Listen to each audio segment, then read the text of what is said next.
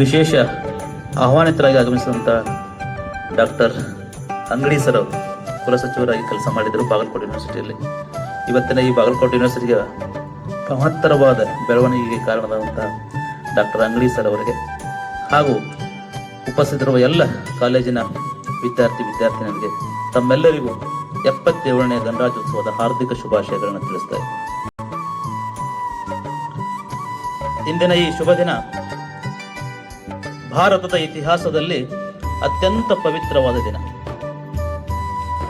ನಮ್ಮ ರಾಷ್ಟ್ರವು ಸಂಪೂರ್ಣವಾಗಿ ಸಾರ್ವಭೌಮ, ಸಮಾಜವಾದಿ, ಜಾತ್ಯತೀತ, ಪ್ರಜಾಸತ್ತಾತ್ಮಕ ಗಣರಾಜ್ಯವಾಗಿ ಉದಯಿಸಿದ ಒಂದು ಶುಭ ದಿನ. ನಮಗೆ 1947ರಲ್ಲಿ ಬ್ರಿಟಿಷರಿಂದ ಸ್ವಾತಂತ್ರ್ಯ ಸಿಕ್ಕಿತು. ಆದರೆ ನಮಗೆ ನಮ್ಮದೇ ಆದ ಗುರಿ ಮತ್ತು ಹಾದಿಯನ್ನು ತೋರಿಸಿಕೊಟ್ಟಿದ್ದು 1950 ಜನವರಿ 26ರಂದು ಜಾರಿಗೆ ಬಂದ ನಮ್ಮ ಸಂವಿಧಾನ. ಈ ಸಂವಿಧಾನವು ಕೇವಲ ಒಂದು ಪುಸ್ತಕ ಅಲ್ಲ, ಅದು 140 ಕೋಟಿ ಭಾರತೀಯರ ಆಶೋತ್ತರಗಳ ಪ್ರತಿಬಿಂಬ, ಭಾರತೀಯರ ಅಸ್ಮಿತೆ ನಮ್ಮ ಸಂವಿಧಾನ.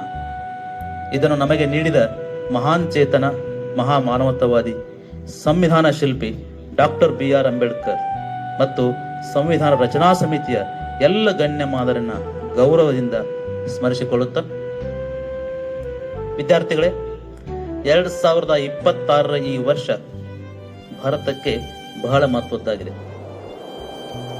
ಯಾಕಂದ್ರೆ ಜಾಗತಿಕವಾಗಿ ಭಾರತವು ವಿಶ್ವಗುರು ಎಂಬ ಸ್ಥಾನದತ್ತ ದಾಪುಗಾಲು ಹಾಕುತ್ತಿದೆ.